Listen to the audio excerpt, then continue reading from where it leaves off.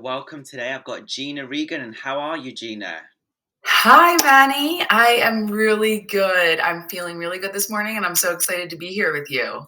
I feel like I found you on TikTok like over a year ago, and we had a quantum healing session, which was so powerful. So I'm really Mhm. excited to hear about everything that you've been doing because you've been busy.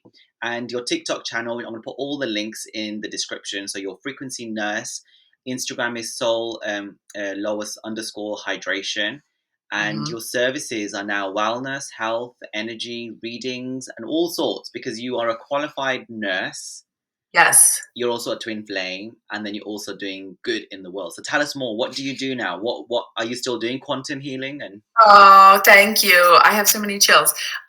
So I feel like I'm in a space where my energy, my presence, my experiences, and my embodiment is my quantum healing. So I'm not necessarily doing one-on-one. I have offerings there, but I do a lot of my work in the community. In my community, I live in Pennsylvania, and that's where I am out in the field, in the quantum field, and in the literal community, helping with IV infusions and helping people with their physical ascension, their mental ascension, and their spiritual and emotional ascension. So, yeah, it's a mix of everything. It's been a mix of everything. so I feel like I have a lot of people from USA who follow my TikTok. I think even more than 50%, I think the followers are from the USA. So if Wow. any of them are nearby where you live, Mhm. what sort of services do you provide like that can really help rejuvenate a person? Because there's so much toxicity in the world. There's food and water and even the energy. So what I see that you've got this thing behind you, which is what nurses have in the hospital. I don't know what it's called. Yes, this is an IV infusion. This is actually an extra bag that I wanted to infuse in myself because I all the services that I use and offer are things that I am using myself to help elevate and expand my own consciousness. So the physical vessel has to come with us when we're ascending. So I think that that's the hardest part for so many beings to get into the body and really feel the pains of the body and the trauma within the body. And that's where the most expansion happens, is within the body. Um, so in Pennsylvania, I help in the community, and then in my online space, I'm actually opening a 3-month container in April, May, and June, and that's going to be the frequency embodiment and the activation and the intuitive activation for women, specifically divine feminines, to help them embody their authentic soul blueprint, which is what I'm really focusing on within soul hydration and within all of my offerings. Um, yeah, So that's going to be like an online audio or online program. it'll be an online program container. It'll be an online container for women for us to hold space, expand together, elevate our consciousness. It'll be like a weekly activation with a space in a chat, my soul hydration chat and container.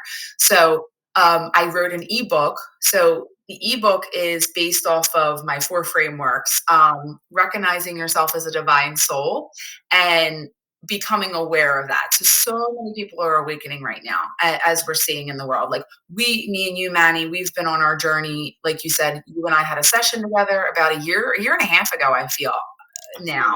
I think it was a year ago, but yeah. Was it a year? Yeah, Yeah. it feels like lifetimes ago. And in our session, like, you felt that quantum leap, and that's what I do. I help activate that divine, like, spark that's inside of you, inside of everyone, through my authenticity and through my soul frequency. So I basically amplify your own unique soul self.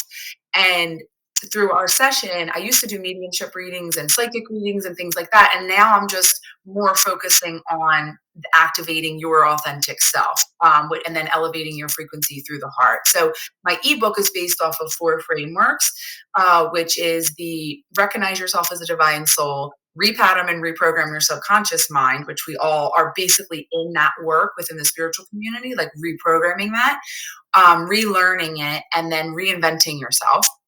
So that's my lowest offering. That's my ebook, and then I go into my IV infusions in the Pennsylvania area, and then into my 3-month space, which I'm creating now. And I'll have that space like every 3 months as a container. And I'm hoping that that grows for a community, for everyone to have a space that they can share their gifts. So I've never heard anything like this. It's unique because you're not only doing Thank the you. outer, but you're doing the inner, and you're doing the whole like holistic sort of package. But I Hmm. wanted to know about this quantum healing because we did it last time, and I'm going to explain my experience slightly, and then you can tell me how you got into it and what you did. So we Yeah. did the quantum healing without any videos, so you couldn't see me. But whilst you were doing it, you knew what I was wearing, the bangles, and whatever else was going on. And anytime I had a sensation in my body, any place there was something going on, you knew it. I don't know how you knew it, what was going on. Can you explain? Because it was really, it was phenomenal. Yeah. Wow. Oh, I have so many chills. I remember that moment like it was yesterday because it's happening now for both of us, right? Basically, I'm a mirror. I act as a mirror for your own energy body. So, what is happening inside you mentally, physically, and emotionally is attached to your higher self, to the quantum realm and the quantum playing field. And I have accessed my own unique soul blueprint through my heart in through the quantum playing field. So whatever you're feeling, I'm feeling in my body. And because I'm a nurse and I have those skills, I know the body very well, and I know my own body very well. So if you have pain in your right side, I can feel that it's like probably something in the liver, which I usually tie to anger or some type of emotion that's trapped there. And I help you release it. I help you release it through the body so that you can basically more light can flood in, and then you can be more of your own authentic light self, and embody that. So how did you learn this? Were you born with this gift, or you had to get you trained for it, or what did you do? Yeah. So I had a spontaneous spiritual Kundalini awakening about 4 years ago. Was that with your twin flame or before? That was after my second child, who I have with Jason, who's my sacred union partner. I met him in 2013, and he activated me just by grabbing my hand. We're married. He grabbed my hand in Chicago. We met synchronistically in the city of Chicago. We're both from Philadelphia, but we met there. He grabbed my hand and he said, "I'm going to put a ring on that finger one day." And we Wait, were both wait, in other relationships. were you bumped into him on the street or what? Yeah, in the street in Chicago. And he just grabbed your hand and he said, "I'm gonna put a ring on it," and you probably like, "Who the hell are you, creepy man?" Well, I knew him. We had a connection from years ago. I'm actually friends with his younger sister. So we had like we knew each other, but we hadn't seen each other in at least 10 years. And he's 6 years older than me. So we had that gap growing up. And then when we ran into each other in Chicago, he said he just felt it. He just knew that I was the one. And he had been with someone else, and so was I. So it wasn't the right time. But he knew at that time, and I remember grabbing my hand back, feeling so uncomfortable. Like, wait, I'm not ready for this. Like, I was very insecure and quiet at the time. So that was in 2013, and then we got married in 2015. So what happened at that time when you first met him and he held your hand? Did you feel like electricity? Like, because it's a twin flame union, right? So Yeah, can we like, yeah, and you're married, you got kids. This is like, very inspirational for people to who are watching thank today you, because Gina, you've done it. So thank what was you, the whole journey like after he grabbed your hand? thank you. Yeah, I would love to dive into it. I feel like I was not aware of any of the twin flame like conversation or anything about that. So for me, none of it made sense until I started elevating my frequency, my conscious frequency, which is what I help other beings do. So once I elevated my conscious frequency, everything made sense, including my twin flame journey. I really resonate with divine union, and that's when it started to make sense for me. So after he grabbed my hand in Chicago and we went home, we both went our separate ways. We had no physical sexual connection at that time or anything like that. We went home. went home and left my boyfriend pretty immediately. So I knew I had that intuition all along, but I feel that he activated it within me to take that divine masculine action, which is where like I have full body chills because he gave me that energy to take that action, to leave my old timeline, that lower timeline that wasn't serving me, to then step into like a higher timeline with him. So I had met him 6 weeks after that, and that's when our romantic connection started. It's like textbook. It's textbook divine union, core wounding type.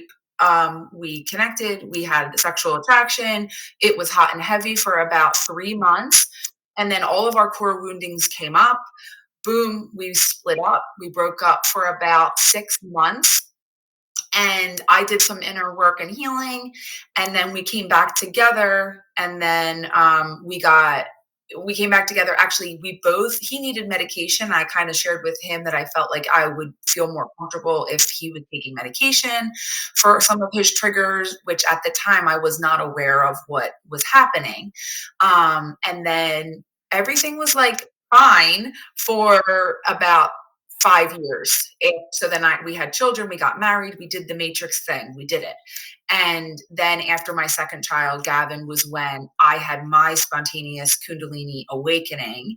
And I actually required hospitalization and like support in the physical because it was so much surge of energy that I needed that support. And from that, since then, that was in 2021. So since 2021, I've been on my healing journey, self-healing myself and helping others to heal and bring awareness to the awakening and the great awakening that we're experiencing right now.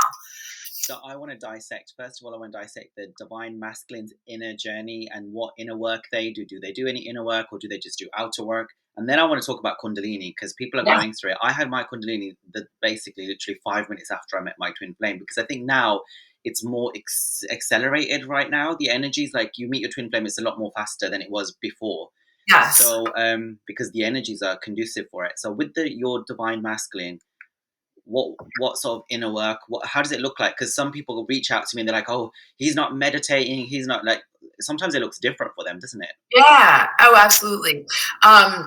And I feel like my divine masculine, my outer divine masculine. So my inner divine masculine is very strong, very action oriented. My inner divine masculine knows like I know what I want. And if I want something, I'm going to go after it. And then I have to obviously balance with my own inner sacred feminine and lean into that. Jason, who's my husband, he's very similar. He takes action. He's very responsible. And he does listen to me. Like he'll take my guidance, and he follows me. So he doesn't necessarily. There is still a trust thing there with him, where like he cannot believe that what I'm doing is true and honest, but he sees that it's working, so he'll follow because he sees that it's working. Has he always listened to you from the beginning? Because quite often divine masculines can be quite rebellious to being told. But anyway, carry on. Yes, he has listened. Like sometimes I feel like consciously he can't communicate with me the way that I would like him to. Like I have mastery level communication and sometimes I expect him to be there and he's not there, but he does do the work. So I actually manifested him to do sacred union work about 2 years ago. Was when I stopped my one-on-one sessions and I stopped my mediumship readings to do my deeper inner work. And within 3 months of me doing my really deep inner work, the work that I brought in the ebook, I manifested him to doing the sacred union work with me. And he did that work for about a year and a half. I've manifested him to do a lot of work with me. We went to a Costa Rica trip that was a really big investment. I mean, a huge investment. And he was willing to do it. I mean, he had a lot of resistance, but he definitely follows the more embodied I become. So this sacred union work you talk about, is it the stuff to do with the quantum healing? Was it different?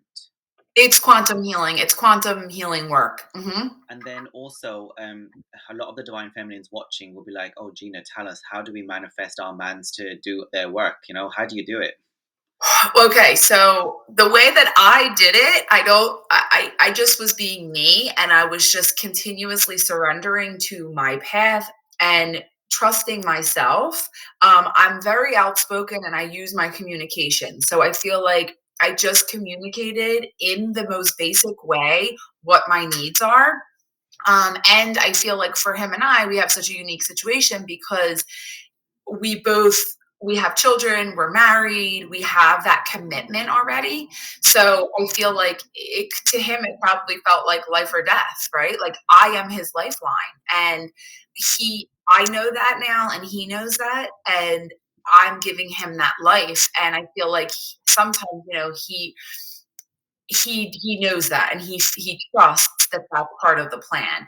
And I feel like now though he's ready to lead, and he's like he's done with me and all of this like spiritual work, and he's like it's my turn to lead, so, and I'm letting him, and I'm letting him take the reins there. So that seems kind of normally common. So initially the divine feminine leads with the inner work, and then the masculine catches up and then leads on the in the 3D. So is he leading in sort of the business matters and like Gina, enough of this woo woo stuff, we need to make money. Yes, basically, yeah. He's like, enough of this woo woo. Like, where's the money? And I'm like, okay, I get, that we need to make money, and I understand all that. So, absolutely. And because of that, I actually am going back into like the hospital to work as a nurse, which is what I left that about 8 months ago. I took out my 401k. I'm building my brand within Soul Hydration, but now I am humbled to take the action to go back into the hospital because it's what we need for my family. It's what my family's needing. And I can tell like a weight is lifted off of his shoulders because he is very money driven. He's money oriented. I don't even want to use the word But that's linear very because that's very divine masculine though. yes, and his gift is money. Like he understands money, he understands the system, and he wants to do good with money, and that's like very divine masculine of him. So yeah, it's a balance. It's something that we're both learning, and I've mastered it more in myself. But when I'm with him, I definitely my feminine woundings come out more than ever, and he gets the worst in me, and he does get the worst in me, and so do my kids. They get the best of me, but they also get the worst of me, and that's the hardest part. I feel like of the whole journey because I show up here and I feel calm and embodied, and I have my spiciness, but when I'm with them, I try to stay as neutral as possible all the time. And I have access my personal divine neutral self and my divine neutral channel, which is the end goal for everyone, is to access that neutrality and have that mental, physical, emotional balance with self-awareness. But when I'm with them, sometimes it's triggering because that's what kids, they poke your buttons. I think it's really interesting to hear your story because a lot of divine feminines, I'm not going to generalize, but a lot of divine feminines are doing all the spiritual work, they're depleted in their money, and they haven't got their masculine balanced within them or outside. And they Mhm. want to be able to hear a story where the divine masculine is like, come on, Gina, we need to be practical because we're alive. We need to Yeah. eat, we need to pay the bills, we need a roof over our head. We actually cannot function just doing breath work, Hmm. by ourselves, unless we live in a cave or a mountain in the Himalayas. So Yeah. I wanted to, yeah, I wanted to know more about how to. People have asked me this question: how do you balance your inner masculine and inner feminine? Now, you've talked about this when we first met as well. I didn't understand it as much before, but I want you to tell us again. How do we do that? How do we balance our masculine and feminine? So first, starting with the ego work, which is I like to call it now ego work, fear work. Actually calling it depression work. Like that's what my ebook is all about. It's diving into that work. That's the masculine work. It's waking up every morning at a certain time, taking the cold showers, doing the meditation, patterning, like checking your own patterns, what's showing up in your body, where are your control patterns, where are you manipulating situations. So starting with that work, that's like the heavy lifting work, which is usually right after you have your awakening, needing to dive into like that type of work. And with every layer, like you're always going to be balancing. If you're going to do the masculine work, depending on what is going on in the cosmos, you'll do the masculine work, and then you'll soften and be in the feminine, and then you'll always go back to it. It's just a constant seesaw until you reach enlightenment. And the enlightenment is neutrality. So holding that neutral space allows you to expand more. So that's the seesaw of balancing the masculine and the feminine. That's my experience of it. I just want to check in with what else, because I felt like I had something, but that's good for now. Yeah. So like Yeah. depending on where you're at in your journey, it will depend. Like everybody's unique and everybody is very different. We all have different limits, belief systems, programs, and things like that. Really getting into reprogramming and unlearning is really part of that initial step. So inner union is very important, so that we can have outer union, right? And when Mhm. we have inner union, then how do we feel? Because when we're in our distortion or imbalanced, what's that like compared to inner union? How does someone realize, oh, now I'm in inner union? Yeah, yeah. The inner union feels very peaceful. It's like okay, I'll give you an example. When I was coming on here today to tune in, maybe a version of me like a year ago, 2 years ago, 3 years ago, my entire nervous system would have fired. And I would have felt it. It would have been, my heart would have been racing. I would have felt jittery. I would have been triggered. I would have felt those feelings. And I would show up anyway, and I would just push through it. But today I tuned in. I checked in with myself. I didn't feel nervous. I don't feel my nervous system activated. I just feel me, right? Regardless if there's 1 million people watching or 100 people or one person, right? Like I just feel like myself, and that's enough. So I want to talk about divine neutrality because when we had our session last year, you talked about it as well. And people talk about this being in 0 point, grounded, present, now. Mhm. These are all words, but like, what is it? Like, yeah. Yes. Yeah, and it's like just being present. Like you're here, I'm here with you. It's the presence, and that presence expands, right? Like I'm that presence will expand as you move along in your journey. So let's say like depending on where your gifts are at and depending on where your mastery is at based upon your soul level and what certain patterns you came in with and the amount of work you've done, you'll be able to see when someone is present.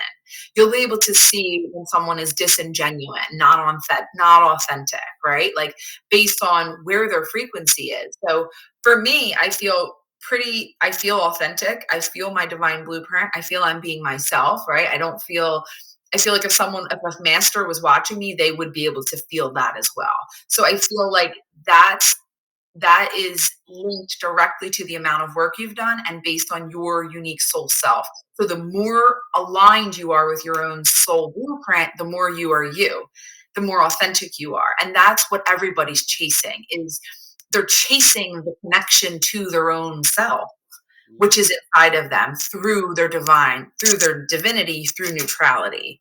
So for me, like when I'm talking to you or like doing anything, I feel like totally absorbed. Like I'm totally in you right now, like focused, like in your energy, and just nothing else is in my mind.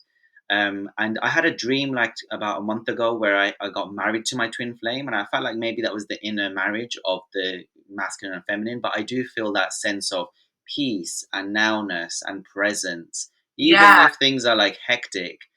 Like a lot of people say to me even at work, like you're so calm, and I think Yes. that's what you get, right? You're there, yeah, and like you're there, right? It's like you have arrived, and that's what I always joke around. Like I've arrived, and it is a moment to moment thing. So you can be there in that moment, and then something can happen, and you'll be triggered, and then you'll need to do your work. So it might take you a day to do your work. It might take you an hour, depending on how masterful you are, and then you'll get back into it. It really is endless. The work, it's infinite, it's continuous, and falling in love with the journey, I feel like for me is the part that I'm starting to really fall in love with the journey. And that's what's helping me get through. So what do you think about those divine feminines who have been on this journey for quite a while? And what mistakes are they making? Because I hear them and they're still chasing, obsessive, maybe avoiding the work. They're not getting to this place of divine neutrality. So what's your take on that? And do you think everyone's meant to get into union, or like? Yeah. I don't feel that everyone's meant to get into union. But I do feel that everyone is awakening to the fact that they are the awareness within themselves. Well, I like to always like see it like almost like you feel like someone's filming you. Like, did you ever feel like someone's watching you with a camera? And like if you make a mistake, you feel like nervous or you get scared, or you feel like you're in a conversation and you get awkward because maybe you said something, that was not really aligned with who you are, right? So it's like those things kind of fade away when you're really embodied and in one with yourself.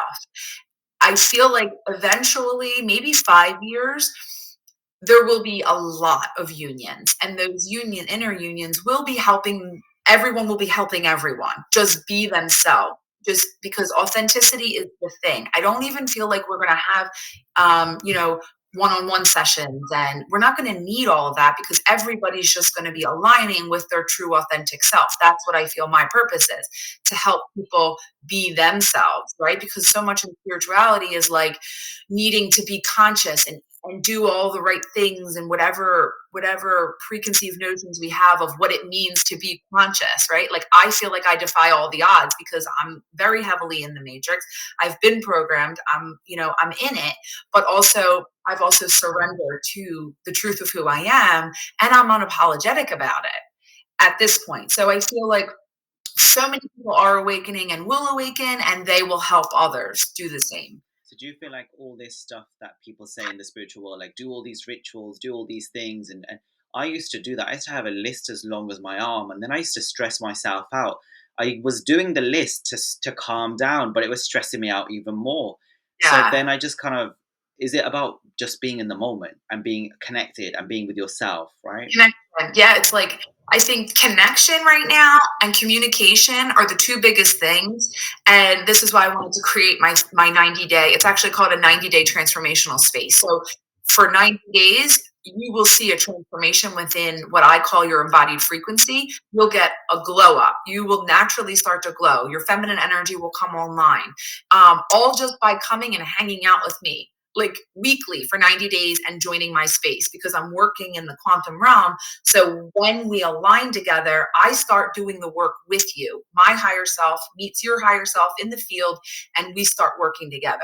And you will start seeing the transformations in the 3D pretty immediately. Like pretty immediately. We are in a live action simulation. Like this is a live action simulation where the more authentic you are, the less the simulation has control over your being. So what is the quantum world for people watching there? They might not know because some Yeah, people are quite new on the spiritual journey. yes, like basic, very basic quantum entanglement is based off of the law of one, that we are all one, and everything is like a computer system. Everything is like happening not only for us, but is responding to our frequency. So if your embodied frequency is anger, right? Let's just say you just started your work and you just had an awakening, and the main energy that's inside of you is anger, right? You might create drama in your reality. You might have a lot of arguments with people. You may be judging a lot of people. You may be like just triggered all the time, right? Like that's just where you're living, and that's okay. And that's where the frequency work at soul level helps you clear that from every timeline across space and time, which is where the quantum realm is. It's living beyond the veil. So we are moving to live beyond the veil, which is where everything is connected and everybody is creating their reality based off their embodied frequency. And that is where so many people are getting lost in, like, I'm so spiritual, or I had this awakening and all of that. And it's like, yes, and where is your frequency at in your body, right? Across space and time. So you can heal through the quantum healing. Many different lifetimes. You can heal that. It's like the Akashics. If anybody's familiar with the Akashic records, that's what I'm doing, but in a completely like unique and authentic way, based off of my soul blueprint and what my wisdom, my innate wisdom has given me. So that's my description of it. The quantum entanglement is that like we're all connected and everything's connected. Yeah, and the quantum entanglement works very well also with the twin flame connection or journey. Mhm. So I want to ask you about embodiment. So because a lot of the time, as spiritual people get this spiritual ego. I'm so spiritual. I'm so amazing, which again defeats the purpose of being the observer, because you end up being even more entrenched in your ego essentially. So and Yes. I've heard this. My friend used to say all the time to me, "Oh, Manny, you must embody." And I don't know, what does it mean? Yeah, Yeah. yeah. I think the spiritual ego, like I got in my own spiritual egoic trap for a while. Like that was a rough period, the spiritual ego. And I would say that lasted for me the longest period of time. And I feel like even now I probably am coming out of that a couple of months where I'm finally just completely surrendering.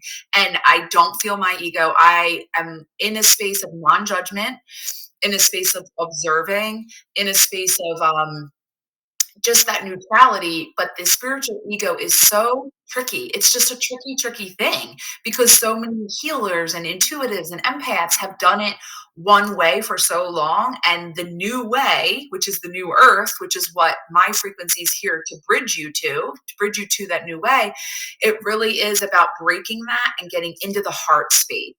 And those that are on New Earth will know if you're in the heart space or not. It's a frequency reality, right? So it's you can't fake it. So with the spiritual ego, like some people judge about all sorts of things, right? And I had like a sort of download earlier today that Mm, us as beings, especially twin flame beings, but beings in general, have lived every sort of life. We've been the murderer, we've been the murdered, we've been the rapist, we've been the raper, we've been mhm. everything, right? We've been the prostitute, we've been everything, we've been the king, the queen. So how can we judge? In order to get to this level of evolution of soul to meet your twin flame, you have to be quite advanced. You must have done all the different levels of the game essentially. So when we're here judging people saying, "Oh, spiritual way is the best way, that way is not the best way," who are we to judge? Where's the compassion? Where's the Yeah, heart? Where's the love? yeah. How are we bridging people along the way? Yes, and I feel like the compassion is the hardest part. That is the word. Un Unconditional love and unconditional compassion for yourself first. And I finally got to a space over the past couple months of loving who I am in a frequency reality and accepting who I am in all parts of me and showing myself compassion for every part of the journey. So if I'm still drinking alcohol, I'm giving myself compassion because maybe that's the only tool or coping mechanism I have right now in the physical, and I'm okay with it. Right. So it's like giving myself that, surrendering to that need in the moment and that want and that desire in the moment, and feeding my ego, if that's what you want to call it, right? Like soothing my ego. If that's what I need, that's what I need.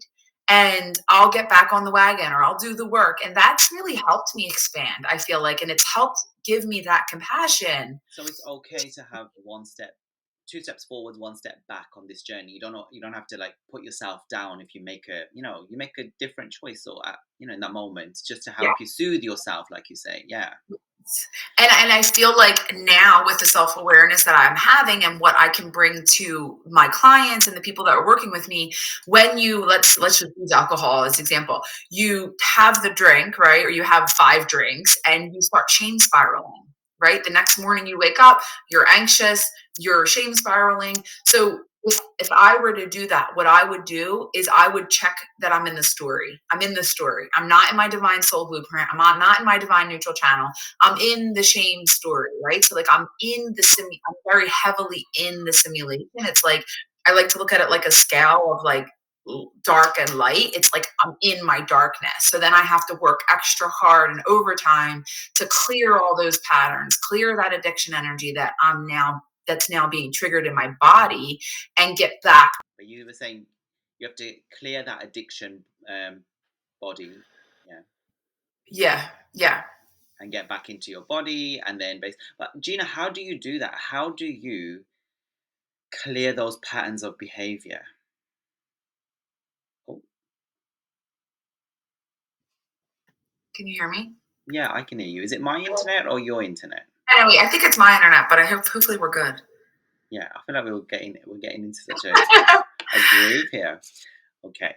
So Gina, how do you clear those patterns of behavior when you go to the dark side? How do you get back to the light? Oh, let's just honor the moment because the technology doesn't like when we even go into like the conversation of it. It's like it brings it up.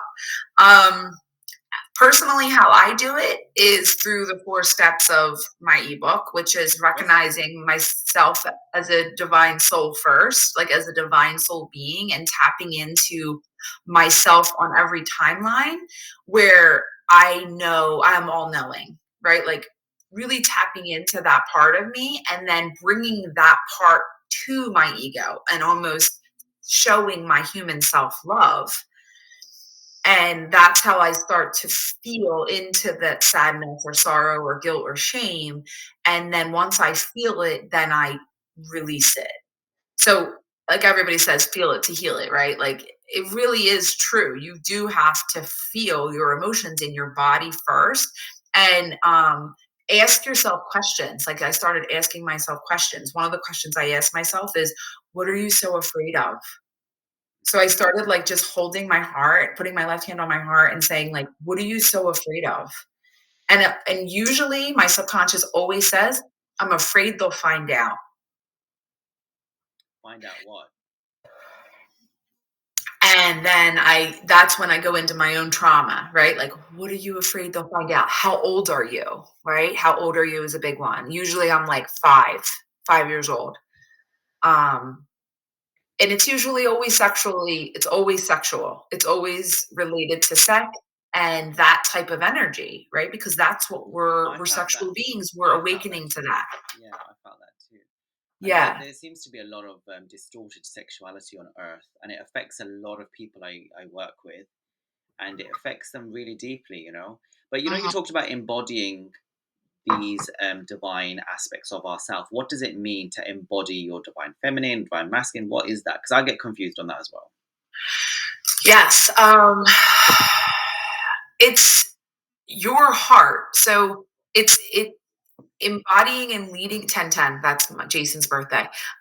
It's leading with your heart and whatever you identify with most or whatever you resonate with the most. So like Manny, you resonate most with the divine feminine energy, right? Like that's who your soul is. That's you're in a male body this lifetime and you resonate with the divine feminine energy the most. So you get to lead with that. And I think your story is so beautiful for the collective to see and get to witness because it shows that you don't have to change your body. You don't have to necessarily like subscribe to certain beliefs. You can be you, which is your heart. So that's when you start to channel and call in more of that energy because that's what you resonate most with within your blueprint. So you can lead with that energy more. And you only know that frequency, right? Like you know what's authentic to you. So for me, I knew that I'm the divine feminine, but I was so heavily in my masculine energy for so long because of all of my trauma, patterns, and beliefs and everything. And anytime I'm not in my feminine heart space, I know it. So, like, if I showed up in this interview and I felt really heavily in my masculine or heavily in like distortion or lack of authenticity, I would be out of integrity. So, I know now that that's my true self. Like, I just know what it feels like and I lead with that. Do you So, it's developing the frequency, developing the soul. do you find that your divine masculine pushes you into your feminine in the right polarity? I feel like with my one, I feel like when I'm around him, like I am pushed into the right polarity that I'm meant to be in. Does Do that? you And good? I've heard that with a lot of twin flame couples actually. Yes, I like absolutely. I feel that. Like if Jason's with me, I'm like I was like a dummy. I don't even know how to function in the world. Like I don't know how to fly. I don't even know how to travel by myself. I didn't know how to do anything without him. And he's we've been married. We've been together 11 years, married 7. So so when I woke up and realized all of this, like when I'm with him, I do go into that space. He like melts my ego. I mean, he melts my ego, my masculine self. And though he triggers my feminine wounding, if he's not in his masculine, like if he's not holding his frame, if he's in his wounding, I get really triggered too, and then I feel unsafe, and then that's when we have our issues.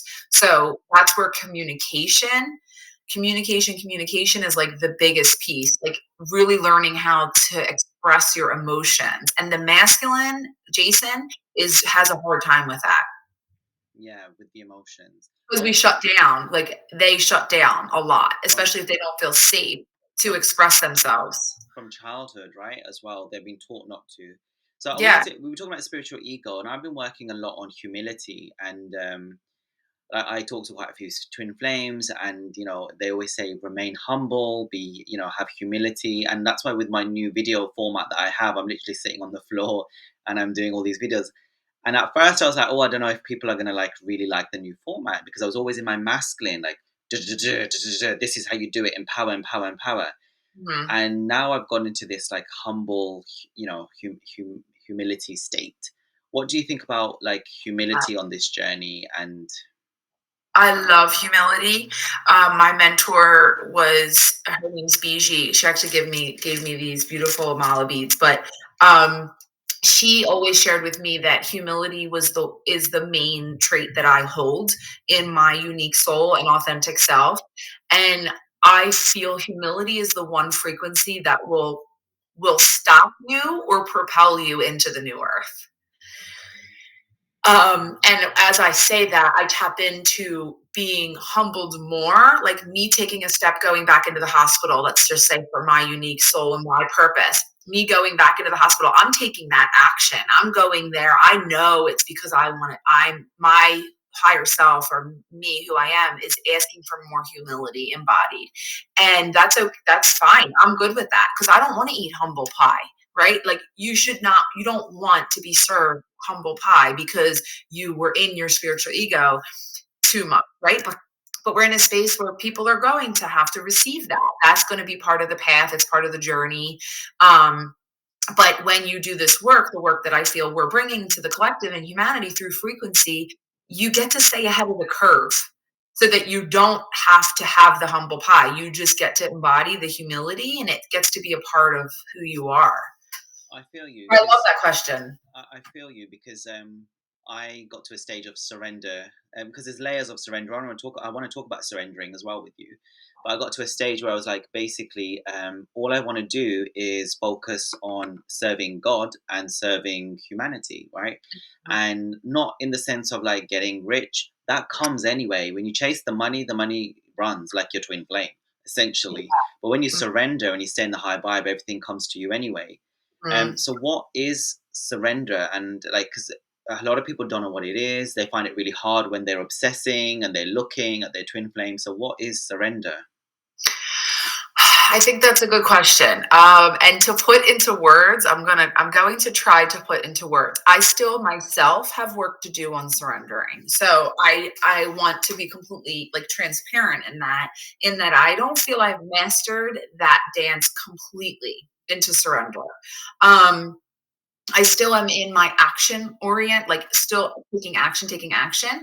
But I feel like surrendering is the ultimate trust embodied. So, like, that's what's coming through. It's surrender means that you trust enough and you embody that feeling of trust in God, source first, you as the creator and connector to that, that you can surrender. You can relax. You can relax your nervous system. Take a deep breath in every moment and just relax into the body. I think that that's what surrender means. And then when something comes up in the physical, like you are being guided to do an action or something, you take the aligned action and then you surrender. And I think with manifestation, it works hand in hand. The twin flame journey and manifestation is very similar. It's about allowing, raising your vibration and allowing, because everything you want is already there. It's just letting it in, letting it in, letting it in, letting it in. Uh, Absolutely. Absolutely. yeah, I wanted to talk about like being that you said like twin flames. The DF has to be the lifeline at the beginning, and then it changes. So what does it mean to be the lifeline? What does it mean to be the leader? And then Yeah. how do you allow your masculine? Because I made a video recently that the divine masculine is not a little boy, because oftentimes the distorted feminine wants to control like his mother and push him Yeah. around, but he's got his own higher self, right? Yeah. And how do we lead with humility, you could say, but then how do we allow the masculine to also take charge, because you're obviously married for a long time, and Mm. you're making it work. So Yeah. Yes, we are making it work. And I feel like letting him lead, I feel the thing that I'm realizing the most is how much they trust your and value your opinion and your guidance. And for me, being more tender with how I'm sharing my wisdom with him, my husband as well. Like I used to share it in such an aggressive way where I was like trying to teach and control and manipulate. And now I'm learning to surrender more into like, I trust you. This is what I feel. And you got this. Like, this is what I trust you. This is what I feel about the situation, but you can do, whatever you feel called to do. And I think that's a really important piece in like having compassion for them and listening and having empathy and all of that. Like even within my marriage though, it's definitely difficult. It's hard. It's hard to do. Um, See, I see it as being the divine mother, the divine wife, and the divine sister, and almost like Mary Magdalene or any of these like great like divine yeah. feminines who were like connected to God. They just epitomize that energy of love and trust and knowing and empowering, but with a gentle push, like. Yes, and I feel like even with you saying that, like my heart, even right now in this moment, is guiding me in this conversation. And it's like my energy should lead. I need to lead more with my energetic blueprint, which is where I'm embodied in my divine mother self when I'm leading with my heart. If I keep talking or I'm, going at it, that's my masculine. He doesn't want that anymore. Right. So, and like it's becoming more obvious within my marriage. Like he does not want that. He fell in love with my heart and he wants my heart. So I need to give it to him. Right. So, like, this is my advice for ladies, give him your heart. Right. Like, what is stopping you from giving it up? Because I have visions of my one where basically I've recently, like we're in airports, we're with our kids, there's paparazzi, whatever. Yeah, yeah, there's paparazzi. I love that. He's like the protector, and he's wearing like the shades, and he's like, move out the way, and I'm just there as like the divine love, just being ushered through. And I love that because I have so many visions. Like I love you saying that, and I'm sure you're interested in fame and being famous. Because, and if you are you interested in fame? I think my twin flame is more interested in fame, but yes. Okay, so I feel like I am with you. Like I want to be famous, and now I feel so. I can't believe I'm saying it out loud, but I have got to a point where I feel so humble in it. I feel um I feel authentic in it because I know where my heart is with it. And having that visibility is okay because we are here for a mission. We have a spiritual mission. We have a mission that's written on our hearts. And And I wanted to. if you stay locked in your house, that's not going to get done. And it's about divine fame, not distorted fame. I love that. And money, the old way, we're in the new earth economy, right? And like I'm building a business based off of the new earth economy, which is the quantum financial system, which is what I want to share with the world. So I see it too.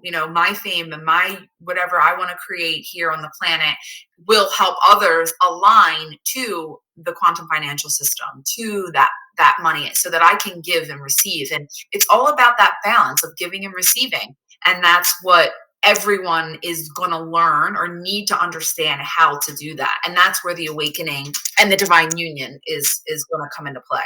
Yeah, and I think in New Earth, there's not going to be this celebrity culture or this distorted everything, whatever it is. It's going to be all about divine, and people who are going to be in, leadership positions or in famous positions are going to be those who lead with the heart. I agree to that, definitely.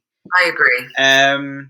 Yes, I want to talk about any sort of like tips and tricks that you want to give out to anyone, and also want to know the name of your book because you haven't actually said the name of your book.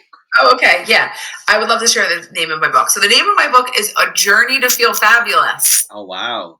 When you said to me, Manny said to me in our chat. He said something about like fabulous. I'll Oh see yeah, you there about yeah, booking yeah. this YouTube channel. So because my heart is consistently creating my reality based on my frequency. When Maddie wrote the word fabulous, I was like, okay, divine confirmation. Thank you. Thank you for bringing me this divine confirmation through Manny, which I love because the word fabulous. I mean, I kind of have a love hate relationship with it, but I love it. I think it's unique to me, and the book is a journey to feel fabulous. It's getting everybody in that space of that higher frequency so that you can live in your heart, which is where the love is, the peace, the joy, the abundance, that childlike freedom, all of that. Like my inner child is free. She's free. And She's out playing, and the book helps you align to that and embody that. and also innocence, which you feel with your twin flame, but it's snatched from so many of us. Yes, the innocence, and I feel that, like, that's the other thing that my mentor Biji shared with me, and that sticks with me all the time, and it keeps me going. It keeps me going when my ego tries to tell me that I'm here for anything other than truth and light and authenticity, um, is my unique innocence. And my my soul. And as a feminine, as a woman, and the more empowered I become and the more embodied I become, the projections start coming at me, and or whatever. It's like just coming back to my innocence is what keeps me going too. Yeah, and I shared that today on my social media because a lot of divine feminines are like hating their masculines and this and that. And I'm like, can you see the innocence in them before life did what it did to them, right? And it's to everyone, not just your masculines, but every single human being on earth. Life Yeah. was done onto them and then they lost their innocence in a sense, but it's still there. Yeah. Um yeah, we could go on for hours, Gina. I feel like we have such good energy with each other back and forth, but I don't want to hold you too much longer. I just want to finish off with any sort of tips and tricks that you have. Any sort of I want to talk about the Kundalini first. Let's talk about the Kundalini, and then we'll talk about tips and tricks because Kundalini is a big life altering event. Yes, So it is. yeah, And I feel like the Kundalini is obviously rising in the collective, and that's we're going to need a lot of support in the coming years, which is why I created Soul Hydration and my business there.